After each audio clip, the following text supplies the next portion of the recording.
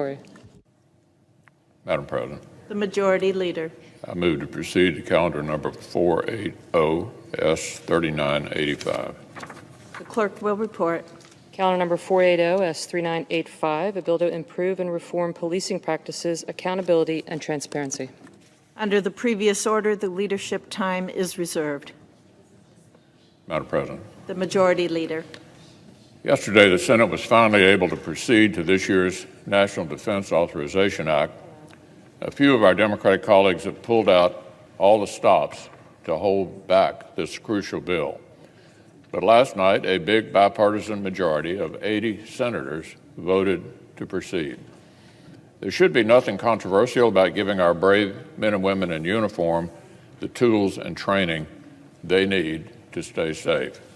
There should be nothing controversial about continuing the work of rebuilding and modernizing our capabilities. It should be a nonpartisan proposition that America should keep pace with Russia and China rather than slip behind. We've enacted an annual NDAA for 59 straight years and counting. In the next few days, the easy way or the hard way, we're going to do our job once again. This body will fulfill our responsibility to the men and women who protect our country. So the Senate will be here until we finish this bipartisan legislation. Now, for several days, we've heard some senators say Congress must send more cash to high-earning households who haven't seen any income disruption during COVID-19. Our colleagues who purport to be the champions of vulnerable Americans now say that what struggling people really need is for Congress to stop focusing on targeted relief for them specifically and to instead send thousands of dollars to people who don't need the help. Experts from across the political spectrum agree that our colleague from Vermont is dead wrong on this. Socialism for rich people is a terrible way to help the American families that are actually struggling. So let me say that again. Borrowing from our grandkids to do socialism for rich people is a terrible way to get help to families who actually need it. Washington Democrats took President Trump's suggestion and skewered it so the checks would benefit even more high-earning households. Imagine a family of 5 where the parents earn $250,000 per year and have not seen any income loss this past year. Speaker Pelosi and Senator Sanders want to send them $5,000 from Uncle Sam. They make $250,000. Nobody's out of work, but our so-called progressive friends say the household needs, quote, survival checks. In fact, they believe a family of 5 should have to earn $350,000 before the spigot of government money would stop entirely. Socialism for rich people. That's what Speaker Pelosi and Senator Sanders have sketched out. A terrible way to help those who need it.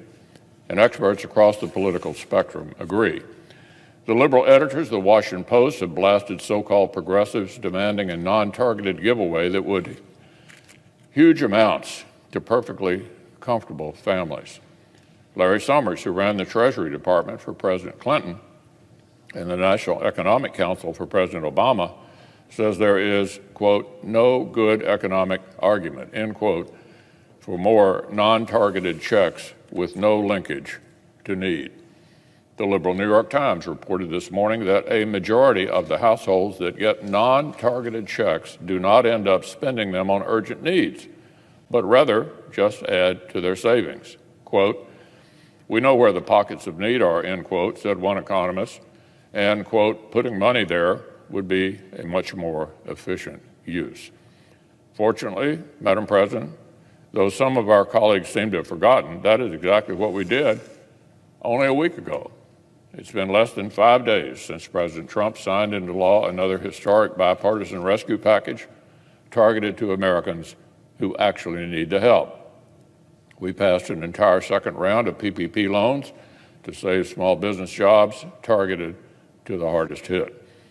We renewed multiple kinds of additional federal benefits for unemployed workers, including an extra $300 supplement every week. There are billions for targeted food assistance, billions for targeted rental assistance, and many billions of dollars for vaccine distribution so we can finally beat this virus and reopen the economy in full. These are the kinds of targeted emergency programs that directly help the most vulnerable.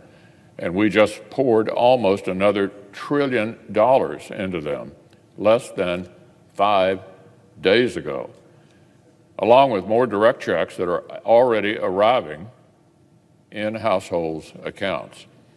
That, Madam President, is what we did just 5 days ago. This crisis has not affected everyone equally. The data show that many upper middle-class Americans have kept their jobs, worked remotely, and remained totally financially comfortable.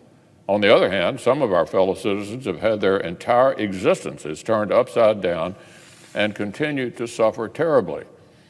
We do not need to let the Speaker of the House do socialism for rich people in order to help those who need help.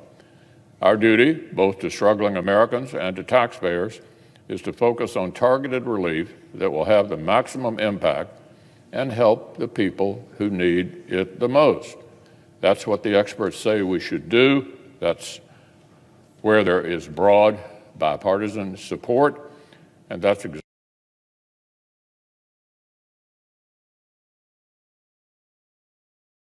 what we did less than 1 week ago when nearly $900 billion in more targeted relief was signed into law for our people.